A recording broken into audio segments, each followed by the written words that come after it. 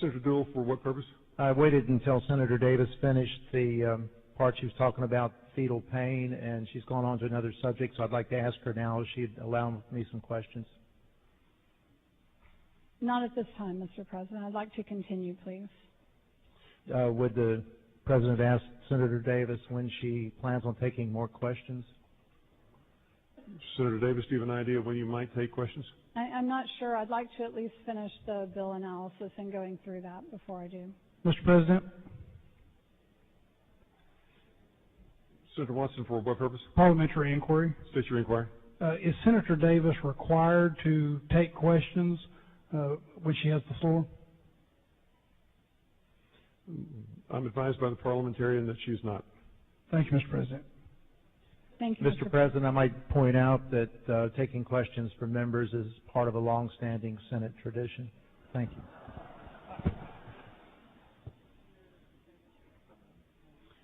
Senator Davis, you're recognized to continue. Thank you.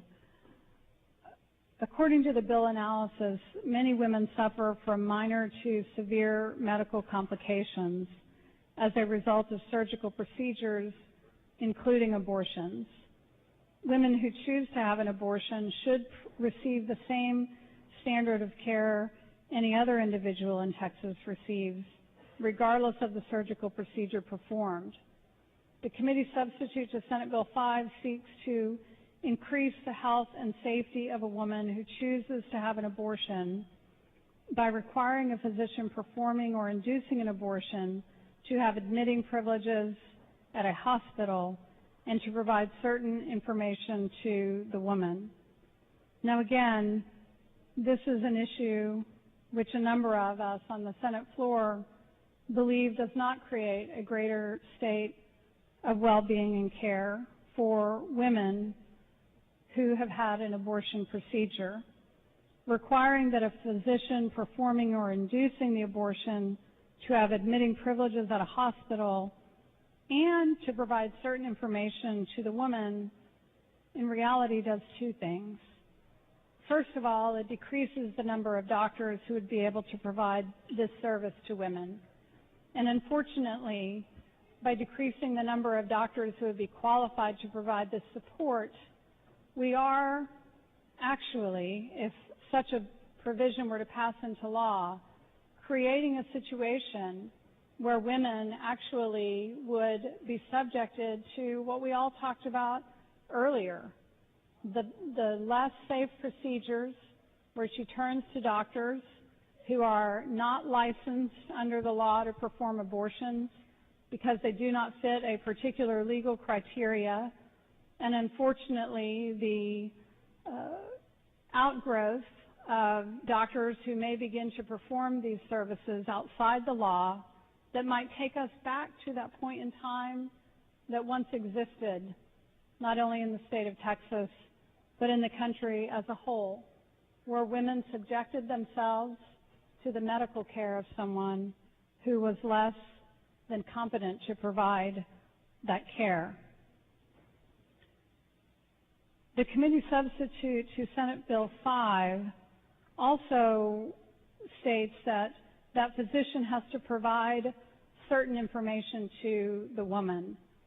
And the information that we've received from TMA and from the obstetrics and gynecological group have all indicated to us that requiring a certain communication between a doctor and her patient is in controversy or contravenes the typical law in Texas as it relates to respecting the doctor-patient privilege.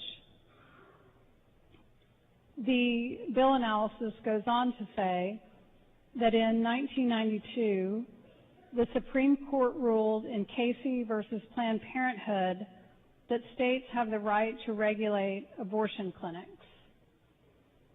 In 1997, Texas enforced increased regulations. However, according to the bill analysis, today 38 licensed abortion facilities still operate as a second lower standard for the most common surgical procedure in Texas performed solely on women.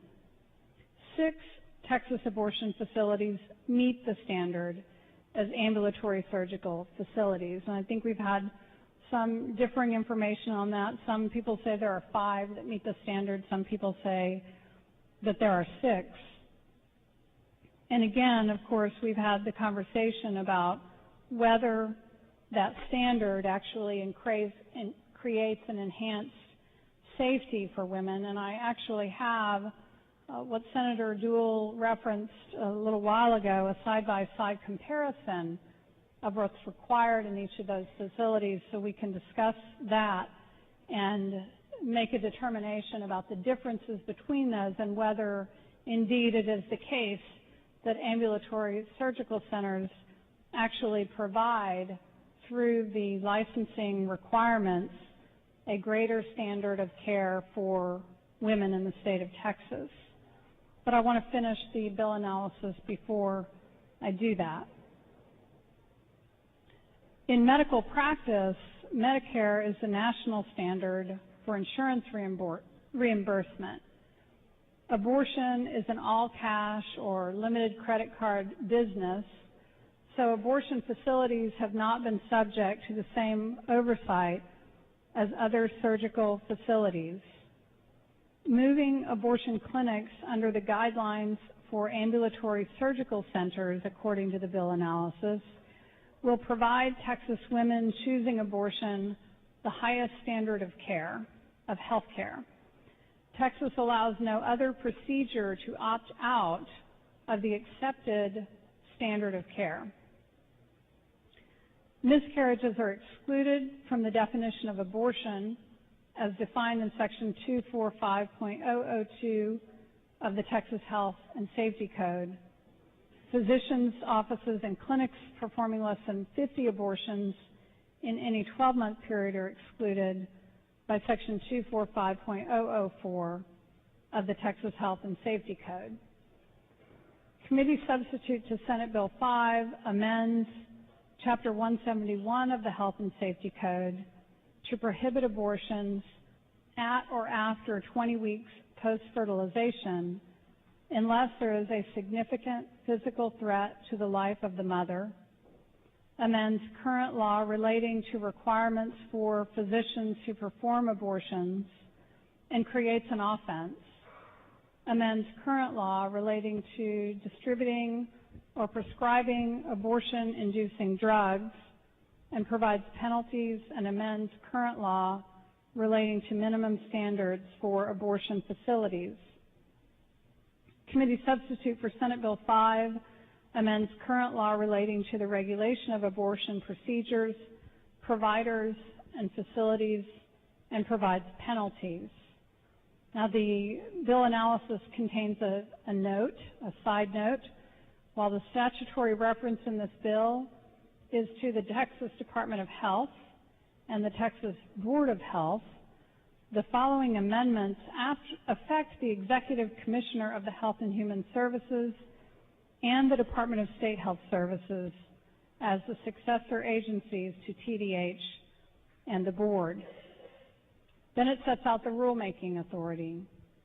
Rulemaking authority previously granted to the Texas Board of Health is modified in Section 4, Section 245.010, Health and Safety Code of this bill. Now, the section-by-section analysis of the bill. Section 1A provides that the findings indicate that, number 1, substantial medical evidence recognizes that an unborn child is capable of experiencing pain by not later than 20 weeks after fertilization. And members, I have a stack of articles that refute that there is substantial medical evidence that demonstrates that. And in fact, I don't believe that as a member of the Senate, I've been provided with information that demonstrates that substantial medical evidence. Number 2, the Section A provides that the findings indicate again, we don't know whose findings these are. The findings indicate that the state has a compelling state interest in protecting the lives of unborn children from the stage at which substantial medical evidence indicates that these children are capable of feeling pain. Now, you heard Senator Watson and I having the conversation about compelling state interest. And there's a reason that the bill analysis and the bill discuss and lay out this compelling state interest. And they do so in an attempt to protect the law, if it were to go into law, from a constitutional challenge under the provisions of Roe v. Wade, which of course created a standard that strict scrutiny should be the review by which any actions by a state in legislating restrictions on abortion should be met, and only under a strict scrutiny standard where substantial or a compelling state interest can be demonstrated can that strict scrutiny be met.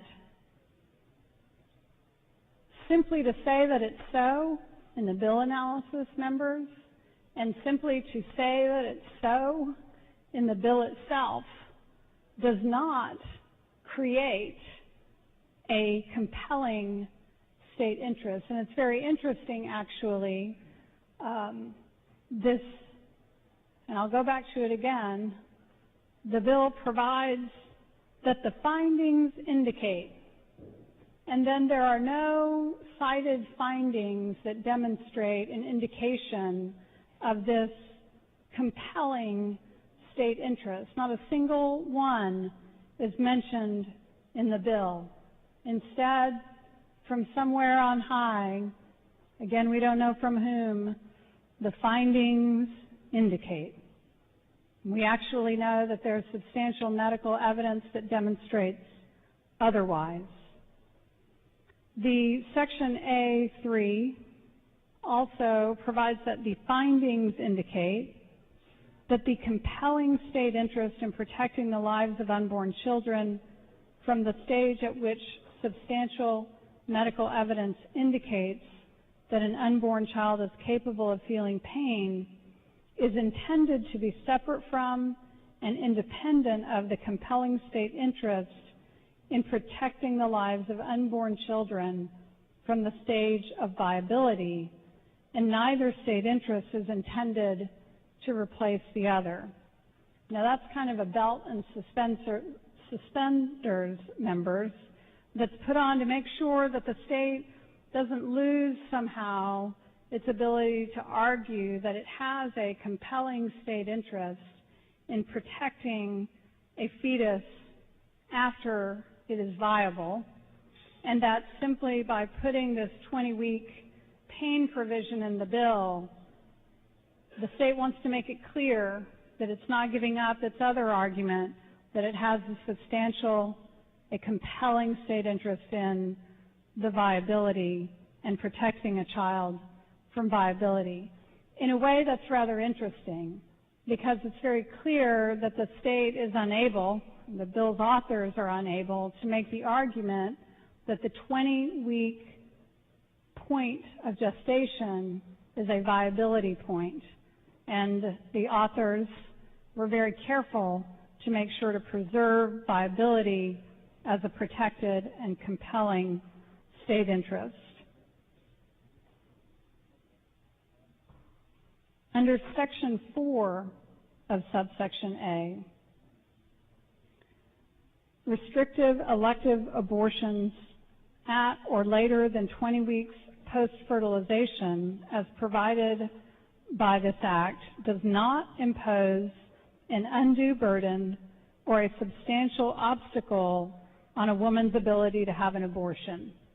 Now, the reason that's set out, again, under constitutional law, as it's developed post-Roe v. Wade, is that the state must demonstrate that it's not imposing an undue burden or a substantial obstacle on a woman's ability to have a legal abortion. And again, this is a finding. The findings indicate that this doesn't occur. But I think there's certainly an argument that can be made that indeed this does impose an undue burden, and that indeed it is a substantial obstacle on a woman's ability to have an abortion. And of course, were this to become law, that will be an argument most certainly made by proponents who believe that this law is in violation of the Constitution.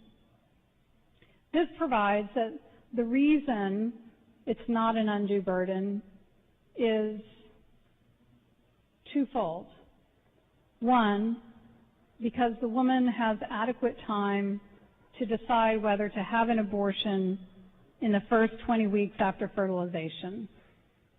And members, we've heard some stories from testimony, women who routinely have missed periods, they have menstrual cycles that are not reliable, and sometimes it actually is later than 20 weeks when a woman discovers that she's pregnant.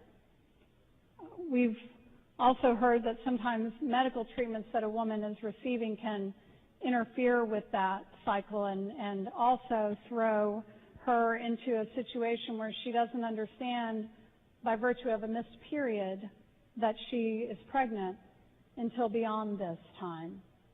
And of course, we also know, as has been provided in multiple evidence to us on this bill, that sometimes fetal abnormalities, in fact, many times, are not discovered until after this point in time.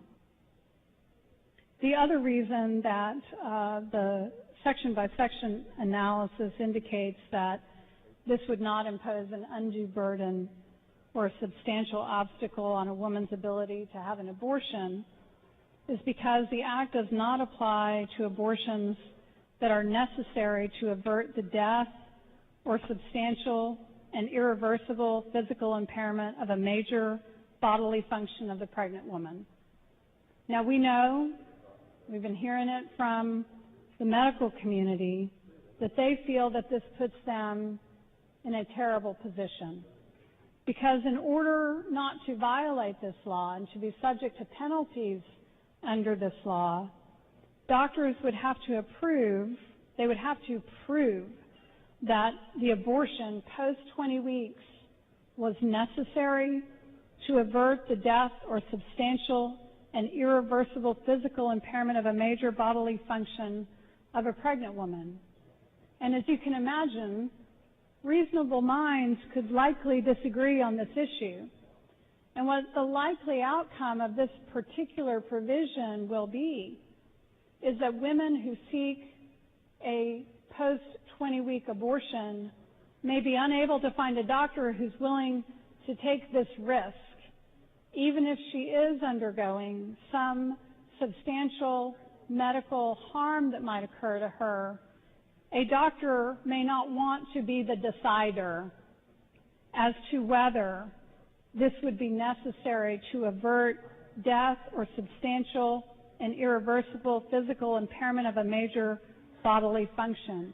There hasn't been any case law developed on that yet, and most doctors are not going to want to take that risk. And if we do care about making sure that we're not subjecting doctors to unnecessary risk, we certainly would want to make sure that we gave thought and care to that particular provision, and at the very least exempt doctors from any kind of penalty if they violate that. But that is not the case. There is a penalty for a doctor who violates this particular provision, and I'll get to that in the bill analysis in a moment.